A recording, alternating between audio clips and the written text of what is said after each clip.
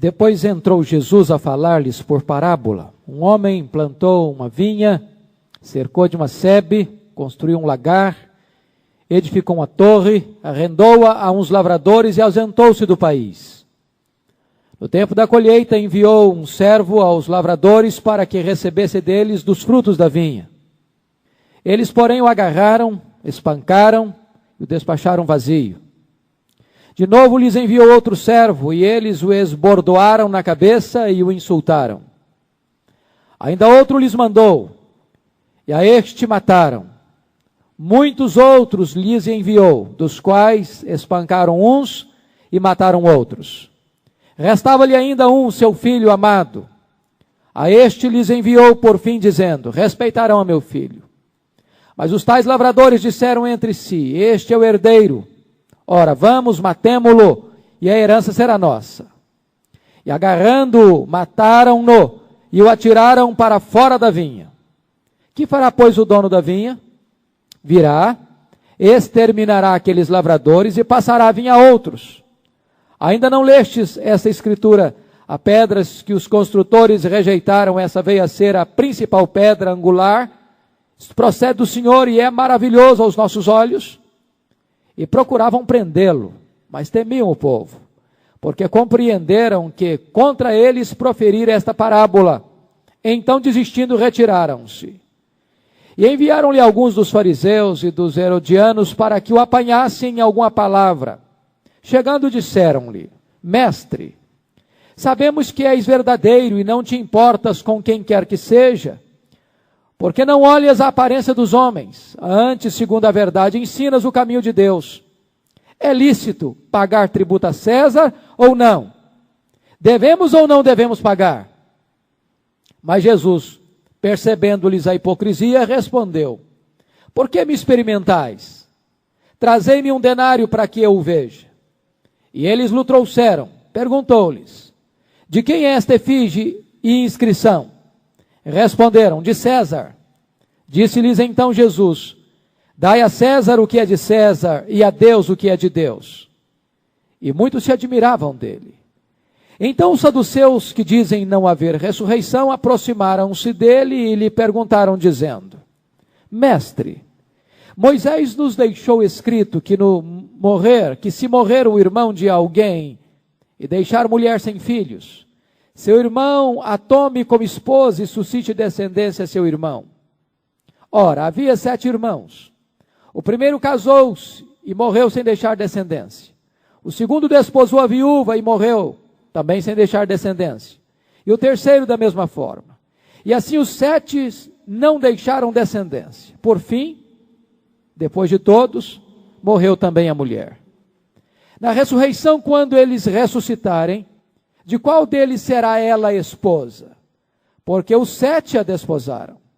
Respondeu-lhes Jesus: não provém o vosso erro de não conhecerdes as Escrituras, nem o poder de Deus? Pois quando ressuscitarem de entre os mortos, nem casarão, nem se darão em casamento, porém são como os anjos nos céus. Quanto à ressurreição dos mortos, não tendes lido no livro de Moisés, no trecho referente à sarça, como Deus lhe falou: eu sou o Deus de Abraão, o Deus de Isaque, o Deus de Jacó. Ora, ele não é Deus de mortos e sim de vivos. Laborais em grande erro. Chegando um dos escribas, tendo ouvido a discussão entre eles, vendo como Jesus lhes houvera respondido bem, perguntou-lhe: qual é o principal de todos os mandamentos? Respondeu Jesus: o principal é: ouve, ó Israel, o Senhor nosso Deus é o único Senhor. Amarás, pois, o Senhor teu Deus de todo o teu coração, de toda a tua alma, de todo o teu entendimento e de toda a tua força. O segundo é: amarás o teu próximo como a ti mesmo. Não há outro mandamento maior do que estes. Disse-lhe o escriba: muito bem, mestre, e com verdade disseste que ele é o único e não há outro senão ele, e que amar a Deus de todo o coração e de todo o entendimento e de toda a força, e amar ao próximo como a si mesmo, excede a todos os holocaustos e sacrifícios. Vendo Jesus que ele havia respondido sabiamente, declarou-lhe: não estais longe do reino de Deus. E já ninguém mais ousava interrogá-lo. Jesus, ensinando no templo, perguntou: como dizem os escribas que o Cristo é filho de Davi? O próprio Davi falou pelo Espírito Santo: disse o Senhor ao meu Senhor: assenta-te à minha direita, quer que eu ponha os teus inimigos debaixo dos teus pés. O mesmo Davi chama-lhe Senhor, como pois ele é seu filho? E a grande multidão ouvia com prazer. E ao ensinar dizia ele: guardai-vos dos escribas, que gostam de andar com vestes talares, e das saudações nas praças, e das primeiras cadeiras nas sinagogas, e dos primeiros lugares nos banquetes, os quais devoram as casas das viúvas, e para o justificar fazem longas orações. Estes sofrerão juízo muito mais severo. Assentando-se, assentado diante do gasofilácio, observava Jesus como o povo lançava ali o dinheiro. Ora, muitos ricos depositavam grandes quantias. Vindo, porém, uma viúva pobre, depositou 2 pequenas moedas correspondentes a 1 quadrante. E chamando seus discípulos, disse-lhes: em verdade vos digo que esta viúva pobre depositou no gasofilácio mais do que o fizeram todos os ofertantes, porque todos eles ofertaram do que lhes sobrava. Ela, porém, da sua pobreza deu tudo quanto possuía, todo o seu sustento. Amém. Nós vamos meditar sobre o tema, o drama de Jesus em Jerusalém. À guisa de introdução, eu quero focar 3 coisas. Primeiro, as oportunidades podem ser perdidas e perdidas para sempre. Israel foi escolhido por Deus para desempenhar um papel fundamental na história, ser luz para as nações. Mas esse povo desobedeceu a Deus, perseguiu seus profetas, rejeitou a sua mensagem e perdeu a sua oportunidade. Segunda lição: a religião pode transformar-se num sistema corrompido. Não tem nada mais trágico do que a religião perder o seu rumo, o seu propósito, o seu objetivo, a sua finalidade.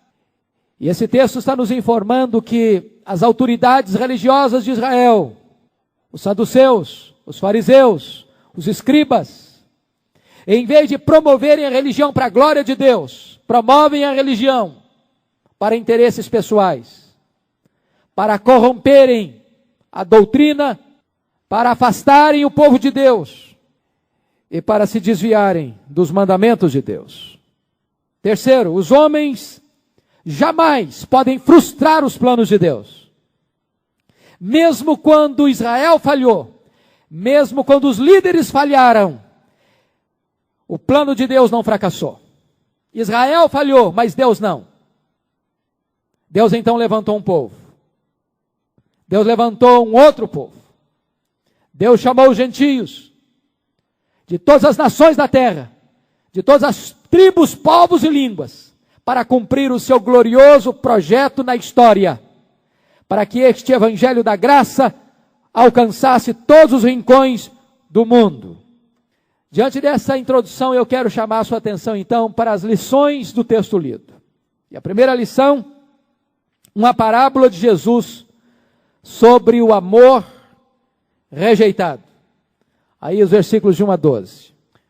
Versículos de 1 a 12 vai mostrar em primeiro lugar, irmãos, o privilégio de Israel como povo amado de Deus. Você note que toda a parábola está ligado a isso. Se você perceber o contexto, Jesus estava no templo, Jesus purificou o templo, Jesus discutiu a autoridade do templo, e esta parábola tem a ver com o templo. Segundo Flávio Joséfo e Tácito, o templo herodiano, ou seja, o templo que foi embelezado e ampliado por Herodes, este templo que Jesus está presente nele, tinha no seu frontispício uma grande vinha gravada em ouro, em relevo no templo. E Jesus está novamente focando aqui a questão do templo. As autoridades religiosas estavam aqui representadas como as pessoas que lidavam com o templo. E se você notar, Deus está tendo um cuidado, não só com o templo, mas com o povo do templo, com o povo de Israel. É uma vinha que Deus plantou, Deus cerca esta vinha com uma sebe, com uma cerca. Deus constrói uma torre. Deus coloca ali um lagar para que as uvas colhidas pudessem ser amassadas para produzir o vinho. Deus toma todas as providências para que a nação de Israel frutificasse e desse os frutos devidos para Deus. Israel foi um povo privilegiadíssimo. Deus deu a ele as suas leis, as suas ordenanças. De todos os povos da terra, foi esta nação que Deus escolheu, não por ser a maior, não por ser a mais importante, não por ser a mais rica, não por ser a mais piedosa. Deus a escolheu por sua graça. Deus lhe mandou profetas, Deus lhe mandou a sua palavra, Deus protegeu, Deus guardou, Deus defendeu, Deus abençoou. E apesar de todos esses privilégios, esse povo rejeitou a graça de Deus. Segundo ponto, Deus tem direito de buscar frutos na vida do seu povo. O versículo 2 nos informa que no tempo da colheita enviou um servo aos lavradores para que recebesse deles dos frutos da vinha. Deus investiu em nós, Deus investiu em você, e Deus tem o direito de procurar fruta em nós. Ele nos plantou, Ele tem nos regado, Ele tem nos abençoado, e Deus espera de nós fruto. Se você notar, para Israel, Deus mandou profeta após profeta, mensageiro após mensageiro, sempre buscando algo em Israel, fruto. Mas ao longo da história, Deus encontrou folhas e não fruto. Foi por isso que no texto passado, Jesus Cristo amaldiçoou a figueira, porque ela devia ter fruto, mas só tinha folha. Terceiro lugar, a rejeição contínua e deliberada do amor de Deus. Você perceber nos versos 3 a 8. Israel deliberadamente rejeita Deus. Você nota que o primeiro servo, eles o agarram, o espancam e o despacham vazio. O segundo servo, eles esbordoam-no na cabeça e o insultam. O terceiro, eles o mataram. Diz o verso 5 que muitos outros lhes enviou, dos quais espancaram uns e mataram outros. Até que o dono da vinha mandou o seu próprio filho, o herdeiro. E eles disseram, vamos matá-lo, para que a vinha seja nossa.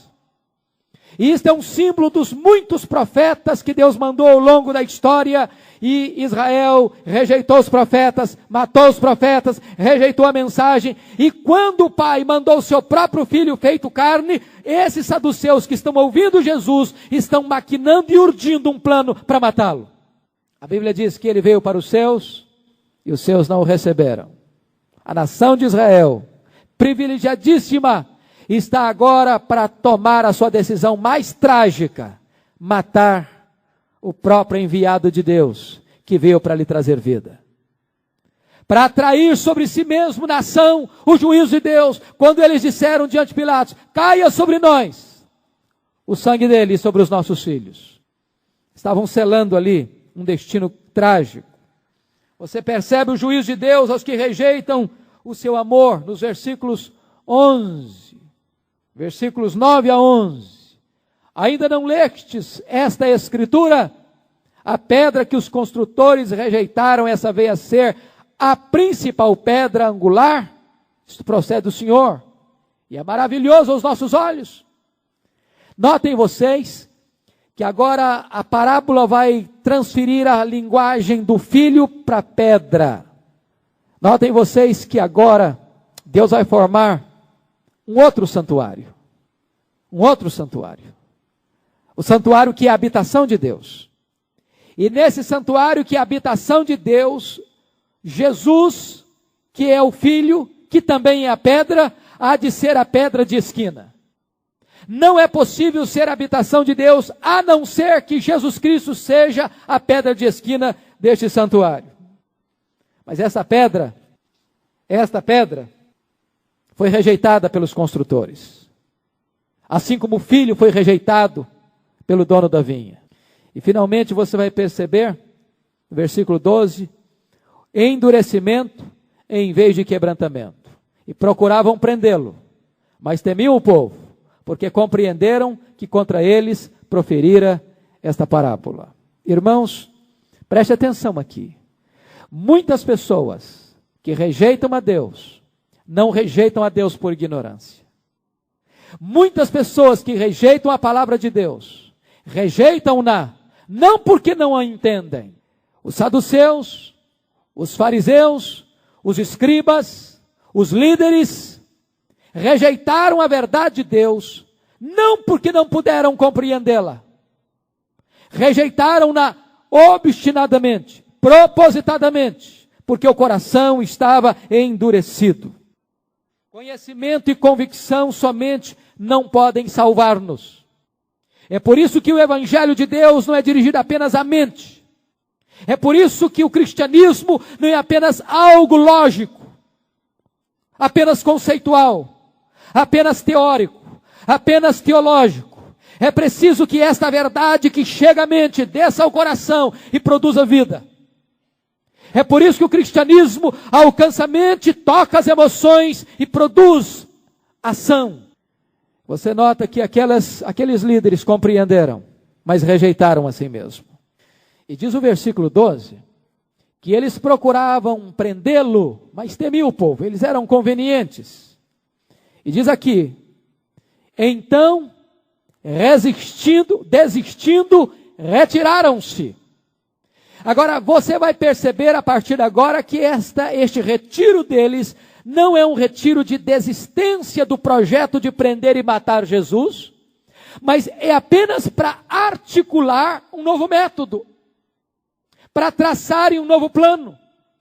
E você vai ver a sequência disso agora. Um plano, segundo ponto, um plano malfadado para pegar Jesus. Versículos 13 a 34. Os líderes têm um propósito, é matar Jesus. E eles precisam encontrar a metodologia certa de fazê-lo. Porque se eles prenderem Jesus, eles vão ficar com medo do povo. O povo quer ouvi-lo. O povo está seguindo. Então eles vão traçar um plano mais sutil, mais capcioso. E o primeiro plano que eles tramam está aí, no versículo 13. E enviaram-lhe alguns dos fariseus e dos herodianos para que o apanhassem em alguma palavra. Notem vocês a sutileza. O plano é o mesmo, o projeto é o mesmo, mas o método é diferente. Agora, já que eles não podem prender Jesus, já que eles reconhecem que Jesus realmente é alguém que fala com autoridade, eles querem agora pegar Jesus no contrapé. E aí vem a primeira questão, que é a questão do tributo. Preste atenção no verso 13. Enviaram-lhe alguns dos fariseus e dos herodianos. Você já viu coisa mais estranha que essa? Os herodianos e os fariseus não tinham nada a ver. As forças opostas se unem para atacar a Jesus.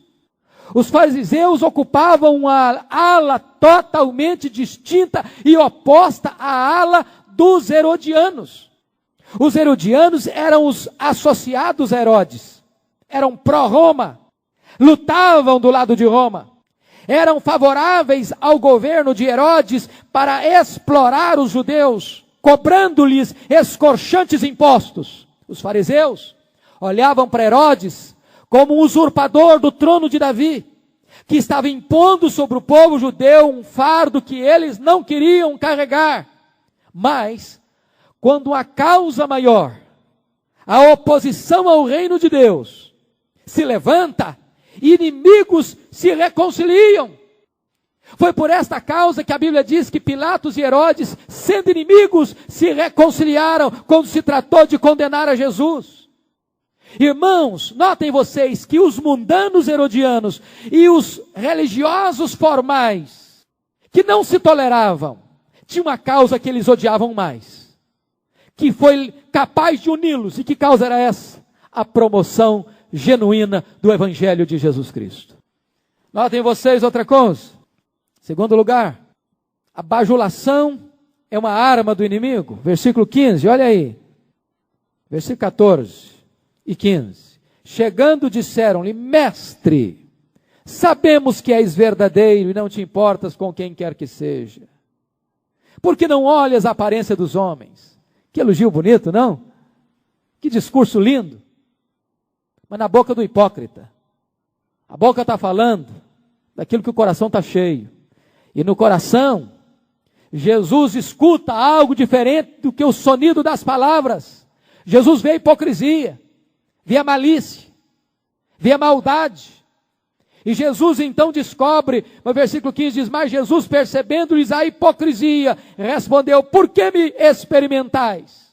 Você percebe a armadilha camuflada com lisonja, abrindo e falando abertos e rasgados elogios a Jesus. Na verdade eles queriam era jogar uma isca, para que Jesus pudesse cair. Terceiro lugar, olha aí uma pergunta capciosa. Capciosa. Veja você, a pergunta que eles fazem. Versículo 14. É lícito pagar tributo a César ou não? Devemos ou não devemos pagar? Irmão, chega a ser maligno essa colocação. Sabe por quê? Porque quem está vindo fazer essa pergunta são os herodianos e os fariseus. Se Jesus respondesse sim, ele ia favorecer os herodianos e contrariar os fariseus. Se Jesus respondesse não, ele iria favorecer os fariseus e contrariar os herodianos. Na mente estreita desses inimigos, eles estão pensando o seguinte, qual for a resposta de Jesus, já está encrencado. Se Jesus disser, é lícito pagar tributo sim a César, o povo estaria contra ele. Se ele dissesse, não, não é lícito pagar tributo a César, então os romanos o chamariam de um impostor, que estaria se insurgindo contra a nação de Roma. Ele seria acusado de sedição contra Roma. E você pode perceber então agora como é que Jesus sai dessa questão. Aí você vai notar, em quarto lugar, uma resposta desconcertante de Jesus. Versículos 16 e 17. Trazei-me um denário para que eu o veja. E Jesus então pergunta, de quem é esta efígie e inscrição? Responderam, de César. Disse-lhes então Jesus, dai a César o que é de César, e a Deus o que é de Deus. Vamos entender isso aqui. O discurso de Jesus aqui tem uma conotação política extremamente forte. Extremamente forte. Este denário, que era a moeda mais comum de Roma, era o salário de um trabalhador diário, de um dia. Era uma moeda que tinha de um lado da moeda a efígie do imperador, filho de Augustus o Divino. Do outro lado da moeda, o nome do imperador com a inscrição de sumo pontífice, ou, em outros termos, sumo sacerdote, ou o único que pode ligar a Deus. Desta maneira, Jesus pega esta efígie, que trazia a seguinte mensagem, Roma é absoluta, Roma tem todo o poder, Roma tem todo o direito. O Estado de Roma é um Estado absolutista. E Jesus aqui vai nos ensinar duas coisas. Primeiro, Jesus nega o absolutismo do Estado.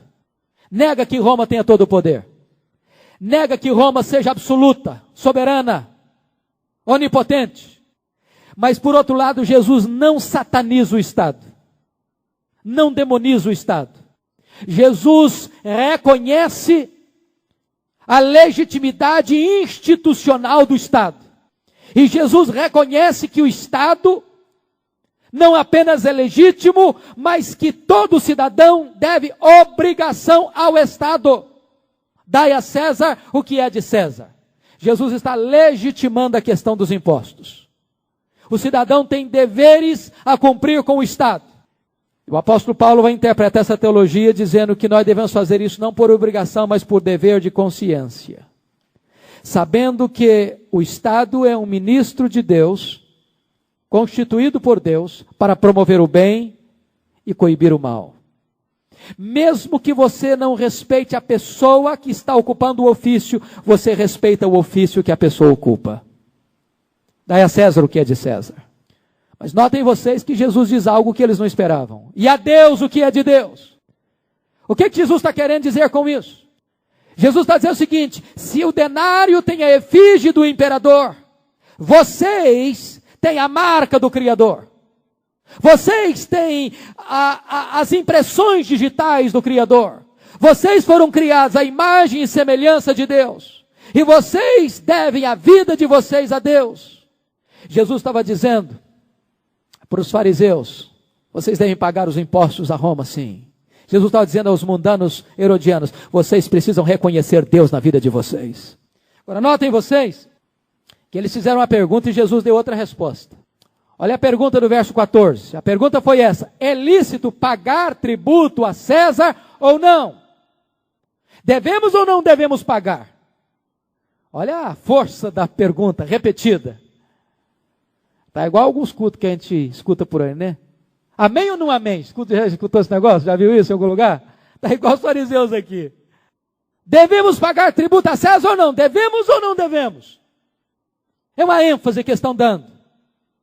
Qual é a resposta de Jesus?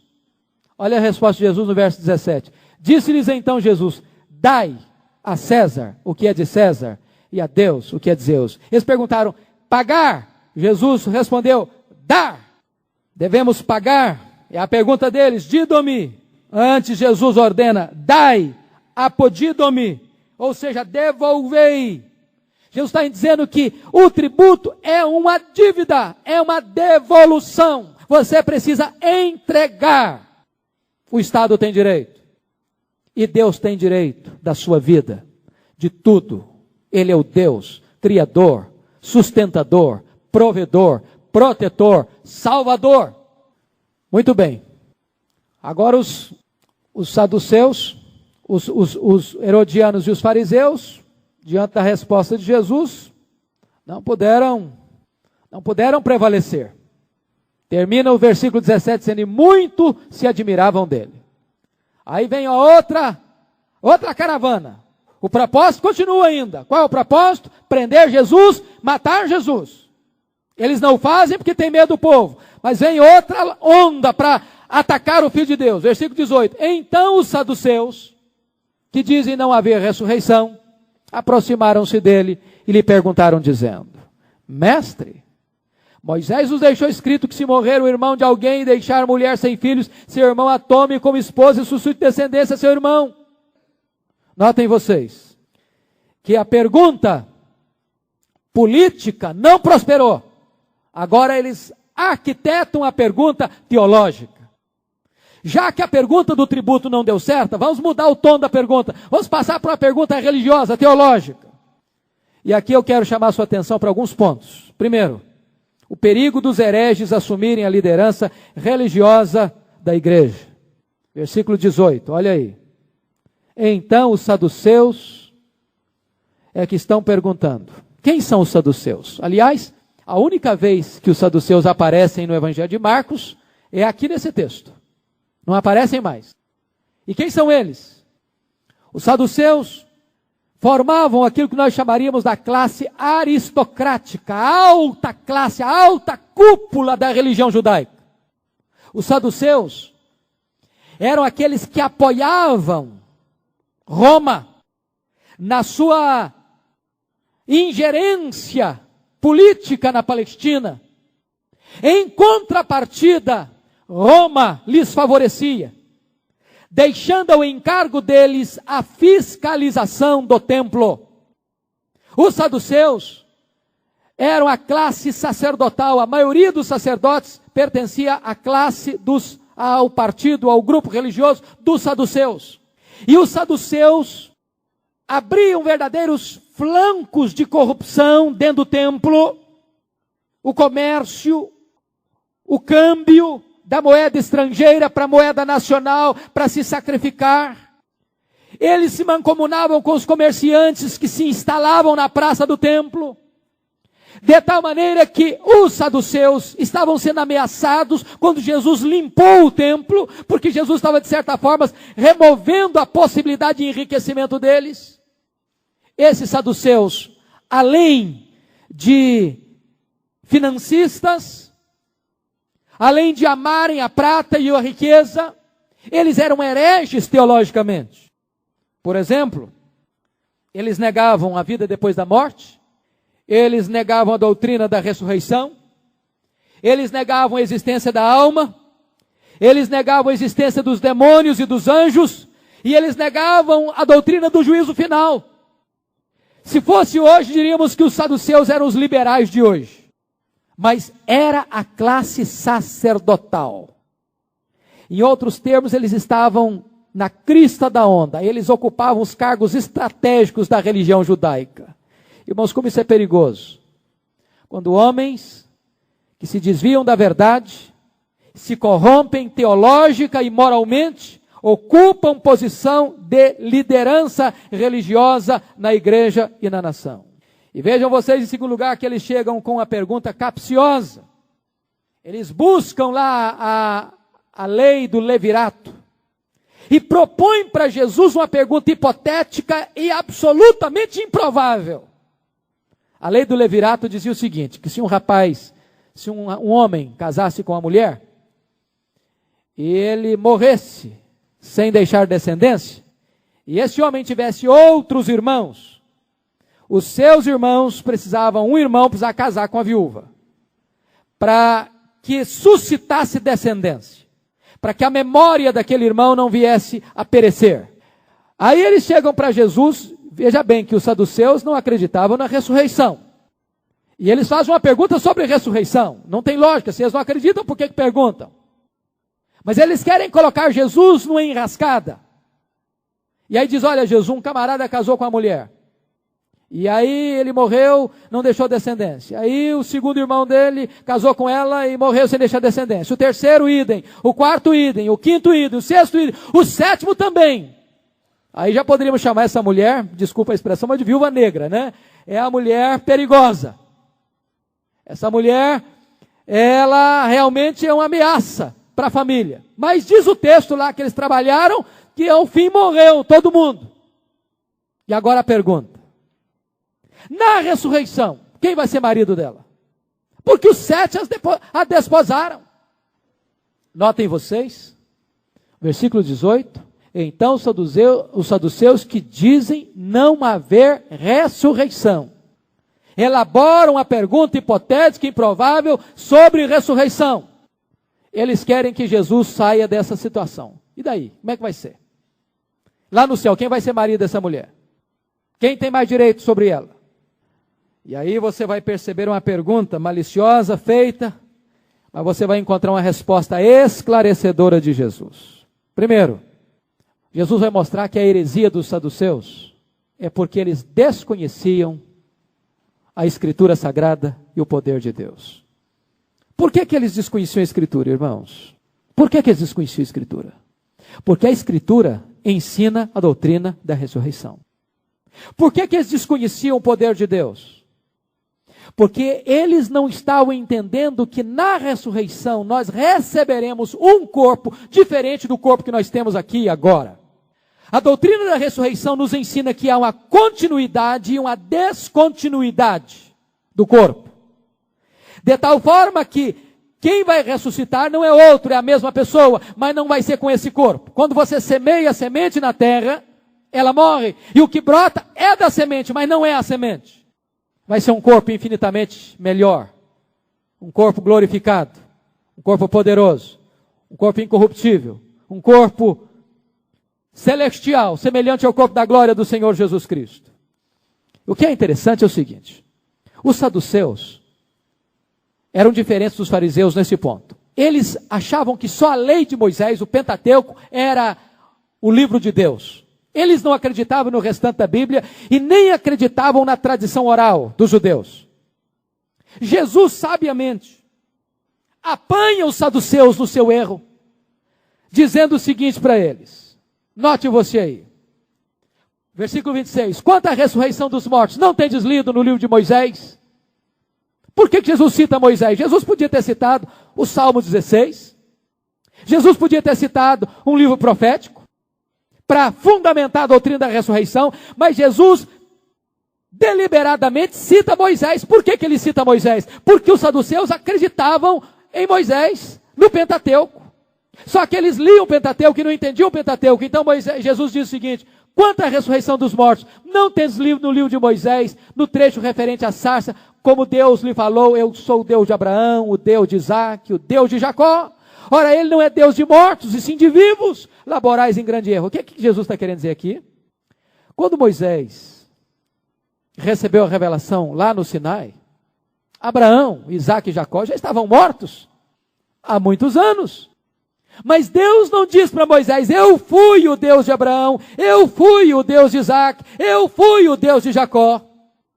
Ele está dizendo: eu sou. O que significa isso? Significa que a morte de Abraão, de Isaac e de Jacó não interferiu no relacionamento de Abraão, de Isaac e de Jacó. O que significa isso? Que a morte não põe um ponto final no relacionamento de um homem e de uma mulher com Deus. Paulo diz: nem a vida nem a morte podem nos separar do amor de Deus. Deus não é Deus de mortos, Deus é Deus de vivos. Louvado seja o Senhor por isso. A morte não é o ponto final da nossa relação com Deus. A morte é o ponto final do nosso casamento. A morte põe um ponto final no casamento, mas a morte não põe um ponto final no relacionamento com Deus. Aí Jesus disse: errais não conhecendo as Escrituras e nem o poder de Deus. Lá no céu, nem se casa, ou com o corpo da ressurreição, nem se casa, nem se dá em casamento. Vamos entender uma coisa aí. O segundo ponto é que a morte coloca um fim no relacionamento conjugal. O homem está ligado à sua mulher, a mulher está ligada ao seu marido enquanto ele vive, enquanto ela vive. Morreu, acabou o casamento. É muito comum você escutar e ver algumas pessoas até com um sentimento bonito, até romântico, até comovente, mas não verdadeiro. Você vai fazer um funeral, sobretudo de uma pessoa que já está muitos anos casado, 20, 30, 40, 50 anos de vida conjugal, e você vê o viúvozinho ali do lado, a viúvazinha ali do lado chorando, e dando a impressão que daqui a pouquinho está indo também para se unir ao seu maridinho, à sua esposa querida lá no céu. Isso não é verdade. Nós vamos nos unir lá no céu como família de Deus, mas não como marido e mulher.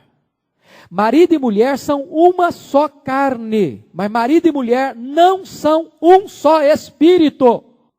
Se marido e mulher fossem um só espírito, a morte não poderia dissolver os laços do casamento. A Bíblia diz que nós somos um só espírito com o Senhor Jesus. Mas nós não somos um só espírito com o marido e nem com a esposa. Por isso a morte põe um ponto final no casamento. Lá no céu, nem se casa, nem se dá em casamento. Agora vamos ver o que acontece. Diante disso, Jesus conclui no verso 27, dizendo: laborais em grande erro. E aí chega outra pessoa, a questão do maior mandamento. Agora chega um escriba. A impressão que nós temos no versículo 28, que esse escriba não faz parte desse time que tem uma intenção maliciosa. Dá-nos a impressão que, diante das respostas de Jesus, esse escriba tocado chega para fazer uma pergunta honesta para Jesus. E a pergunta dele é esta: qual é o principal de todos os mandamentos? Versículo 28. Essa é uma pergunta nevrálgica. Jesus tinha silenciado os saduceus e os fariseus, e agora chega esse escriba. Por que esse escriba chega fazendo essa pergunta? Porque a distração principal dos escribas era discutir os 613 preceitos da lei judaica. Eu não sei se você sabia, mas na lei judaica tinha 365 mandamentos negativos, um para cada dia. E 248 mandamentos positivos. Então você carregava um não na testa. Não pode, não pode, não pode. Para cada dia não pode, não pode, não pode, não pode, não pode. E você tinha 248, faça isso, faça aquilo outro. E eles ficavam numa batalha intermina discutindo qual desses mandamentos é o principal. Foi com esta intenção que este escriba chega para Jesus para fazer essa pergunta. E ele recebe uma resposta magnífica. Notem vocês que Jesus não cria nada novo, que Jesus não faz uma pergunta nova, não toca num assunto novo. Qual é a resposta de Jesus? Respondeu Jesus: o principal é: ouve, ó Israel, o Senhor nosso Deus é o único Senhor. Eu pergunto para vocês, como é que chama isso aqui em hebraico mesmo? Lembram? Esse versículo de Deuteronômio 6,4 é o versículo mais conhecido do judeu. É o Shema judaico. Todo judeu repetia esse versículo 2 vezes por dia, de manhã e de noite, de manhã e de noite. Ouve, ó Israel, o Senhor nosso Deus é o único Senhor. Veja você que o amor a Deus começa pelo ouvir, começa com um relacionamento. O Senhor nosso Deus, o Senhor nosso Deus é o único Senhor é o nosso Deus. Se você ouve, se você se relaciona, então você ama. Amarás o Senhor teu Deus, coração, alma, entendimento e força, todo o seu ser. E quando você ama a Deus com todo o seu ser, com todo o seu coração, com todo o seu entendimento, então você vai amar o seu próximo como você mesmo. O que tem de novo aqui? Nunca nenhum rabino tinha vinculado esses dois mandamentos num único mandamento atrelado e indissolúvel. Você não pode amar a Deus se você não ama o seu próximo. Isso os judeus não tinham aprendido ainda. Isso nós temos que aprender, irmãos. Eu estou absolutamente seguro disso. De que nós não podemos ter uma vida cristã saudável, de amor a Deus, se nós nutrimos mágoa no nosso coração por alguém. João diz assim: se você diz que ama a Deus e não ama o seu irmão, você ainda está nas trevas. Porque é impossível amar a Deus a quem não vemos, se não amamos o próximo a quem vemos. Esta é a posição de Jesus.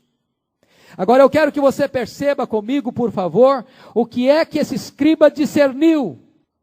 Olha o versículo 32, disse-lhe o escriba: muito bem, mestre, e com verdade disseste que ele é o único e não há outro senão ele, que amar a Deus de todo o coração, e de todo o entendimento, e de toda a força, e amar ao próximo como a si mesmo, excede a todos os holocaustos e sacrifícios. Meus irmãos, este escriba está tocando o ponto nevrálgico do cristianismo, porque muitas vezes nós achamos que a essência do cristianismo é holocausto e sacrifícios. Quanta gente brigando, discutindo, por causa de holocaustos e sacrifícios, e sem nenhum amor, sem nenhuma demonstração de amor. E quando nós brigamos por holocaustos e sacrifícios, e não exercemos amor, não há cristianismo em nós. O Senhor Jesus Cristo disse isso claramente, em João capítulo 3. Nisto conhecerão todos que sois meus discípulos, se tiverdes amor uns pelos outros. Novo mandamento vos dou, que vos ameis uns aos outros, assim como eu vos amei, que vos ameis uns aos outros. Nós precisamos entender isso, queridos irmãos, porque é possível ser um saduceu, é possível ser um fariseu, é possível ser um escriba, é possível ser um teólogo, é possível ter doutrina correta na mente e não ter amor no coração. E se nós formos vazios de amor, nós estaremos desprovidos da essência do próprio cristianismo. Mas notem vocês, no verso 34. Terceiro lugar, uma constatação iluminadora. Vendo Jesus que ele havia respondido sabiamente, declarou-lhe: não estáis longe do reino de Deus. Oh, irmãos, que notícia dramática. Ao mesmo tempo encorajadora. Encorajadora porque este escriba não estava longe do reino de Deus, mas dramática porque o entendimento da verdade não é suficiente para nos introduzir no reino de Deus. Para entrar no reino de Deus precisa nascer de novo. Quem não nascer de novo não pode ver o reino de Deus, e quem não nascer da água e do Espírito não pode entrar no reino de Deus. Um teólogo pode ir para o inferno. Alguém que conheça a Bíblia de capa a capa e tem uma ortodoxia irretocável pode perecer e não entrar no reino de Deus. Você nota agora, no versículo 34, que os inimigos de Jesus precisam se encolher, porque termina dizendo: e já ninguém mais ousava interrogá-lo. Agora Jesus é que vai para o contra-ataque. Agora não é Jesus que é acuado, não, agora é Jesus quem acua. E notem o versículo 35. Jesus, ensinando no templo, perguntou: como dizem os escribas que o Cristo é filho de Davi? O próprio Davi falou pelo Espírito Santo, disse o Senhor ao meu Senhor: assenta-te à minha direita até que eu ponha os teus inimigos debaixo dos teus pés. Veja que eles tinham questionado Jesus sobre o tributo, questionado Jesus sobre a ressurreição, questionado Jesus sobre o principal mandamento. Agora Jesus questiona-os sobre o assunto mais importante da vida: quem é Jesus? Quem é Jesus? Porque se nós não tivermos um entendimento claro quem é Jesus, não haverá chance de salvação. Olha que Jesus os apanha agora. Porque eles entendiam que o Messias era o filho de Davi. E agora Jesus, citando o Salmo 110, disse: mas Davi disse que este seria meu Senhor. E como pode ser o Messias, ao mesmo tempo filho de Davi, Senhor de Davi? É que o Messias é da descendência de Davi, mas o Messias é o Senhor de Davi, precede Davi, é o Senhor de Davi. E o reinado do Messias não é um reinado terreno e temporal, mas um reinado eterno e universal. Jesus então mostra para esses escribas que ele verdadeiramente é o Messias. Preste atenção no outro ponto lindíssimo do Evangelho de Marcos. Quando você vai lendo o Evangelho de Marcos, Jesus está fazendo milagres, dizendo: não conta para ninguém. Faz um outro milagre e diz: não conta para ninguém. Realiza outra maravilha e diz: não conta para ninguém. Jesus fala: olha, vai acontecer isso e aquilo outro, mas não conta para ninguém. Agora chegou a hora dele se manifestar. Agora chegou a hora dele se revelar ao mundo. Agora ele entra em Jerusalém e deixa que a multidão vá gritando à frente dele e atrás dele: Hosana, Hosana ao filho de Davi, bendito que vem em nome do Senhor, Hosana nas maiores alturas. E agora ele mesmo diz, se apresenta como filho de Davi, como o Messias. Chegou a hora dele se revelar. E ele se revela efetivamente. Por essa causa, vem o quarto ponto, irmãos, a advertência de Jesus. Versículos 38 a 40, Jesus começa a dizer sobre algumas coisas importantes aí. Primeiro, o exibicionismo religioso condenado por Jesus. E ao ensinar, dizia ele: guardai-vos dos escribas. Eu fico imaginando agora que os escribas, que os saduceus, que os fariseus, a essas alturas, envergonhados, já baterem em retirada, para urdirem outro plano. E só a multidão fica. E agora Jesus passa a ensinar essa multidão dizendo: guardai-vos dos escribas, que gostam de andar com vestes talares e das saudações nas praças. Gente que está preocupado com roupa e com vocabulário. Eles eram cuidadosos com vestes talares. E eles eram cuidadosos com saudações das praças. Tinham palavras bonitas e roupas engalanadas. Jesus diz: cuidado com esse exibicionismo. Guardai-vos dos escribas. E aí Jesus, no verso 40, diz a hipocrisia religiosa desmascarada. Olha aí. Os quais devoram as casas das viúvas e para o justificar fazem longas orações. O que acontecia aqui? As viúvas não podiam, legalmente, tratar do inventário de seus maridos que haviam morrido.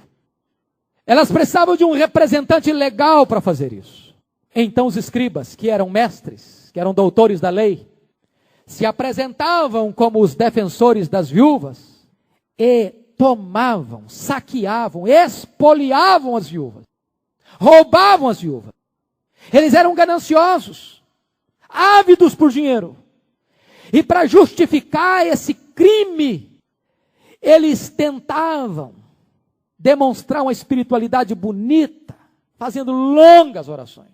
No entendimento deles, quanto mais longas suas orações, mais piedosos eles se tornavam. E Jesus entende que esta atitude é uma hipocrisia. Por isso o verso 40 diz aí: eles sofrerão juízo muito mais severo, juízo inevitável, é proclamado por Jesus. Por quê? Porque os escribas, irmãos, nós diríamos hoje, eram os grandes teólogos da época. Eles eram aqueles que estudavam meticulosamente a lei de Deus. Eles tinham profundo conhecimento, mas usavam o conhecimento para pecarem, para agirem sem amor com o próximo. Finalmente, vamos olhar a observância de Jesus.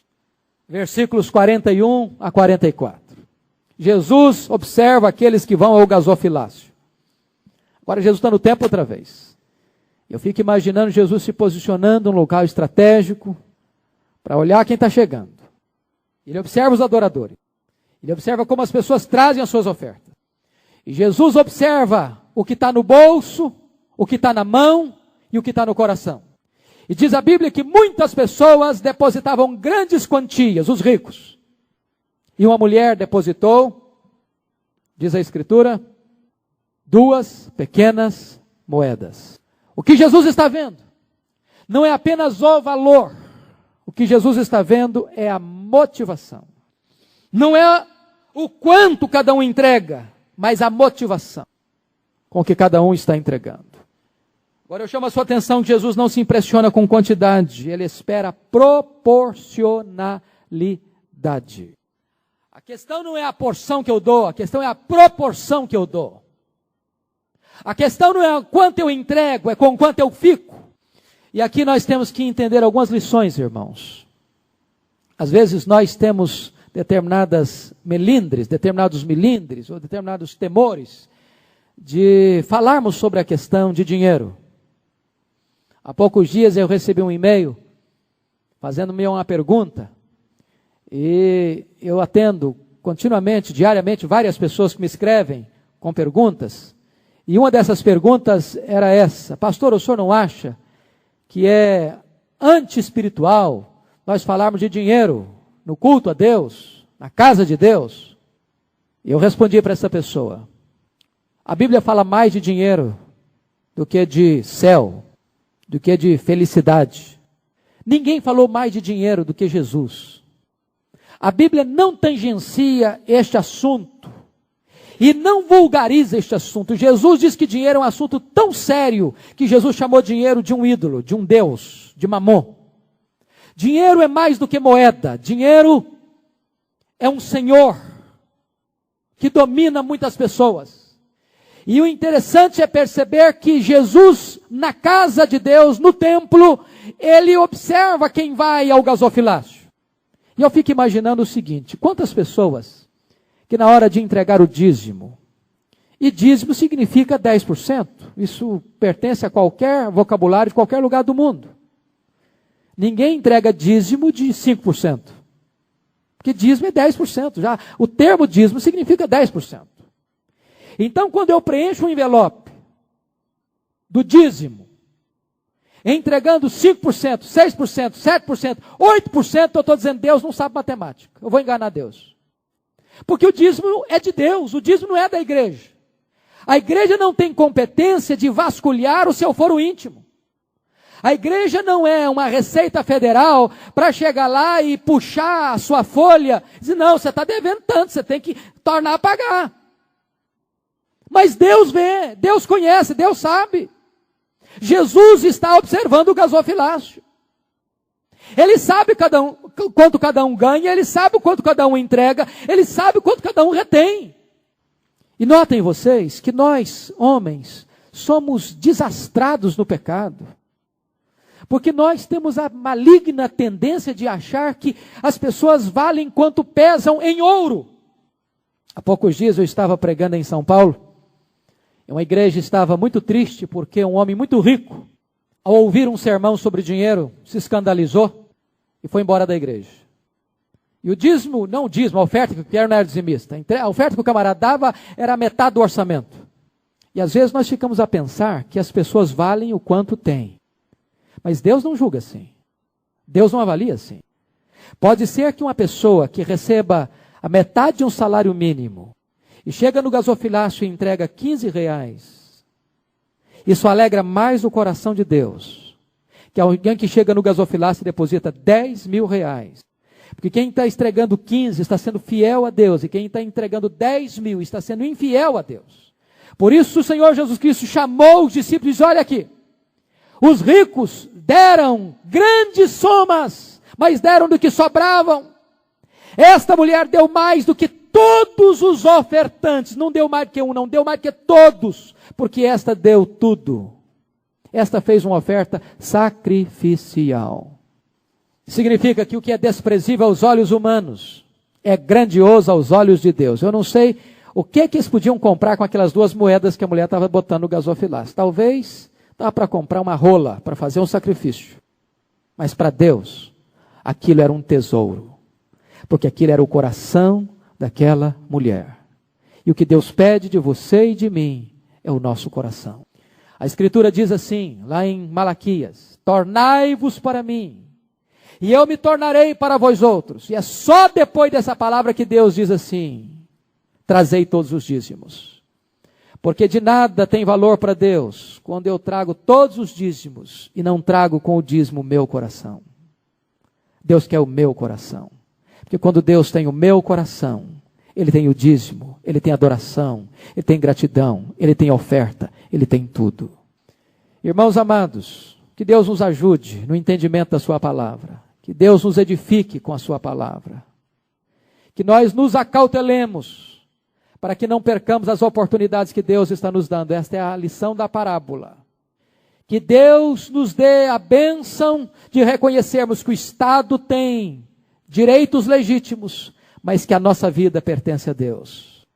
Que Deus nos ajude a entender que nós temos aqui um corpo e que nós teremos um corpo de glória depois. Que Deus nos ajude a entender que o amor é a essência da vida cristã. Que Deus nos ajude a nos acautelarmos daqueles que aparentam ser, mas não são. Que Deus nos ajude a sermos fiéis nas grandes e nas pequenas coisas.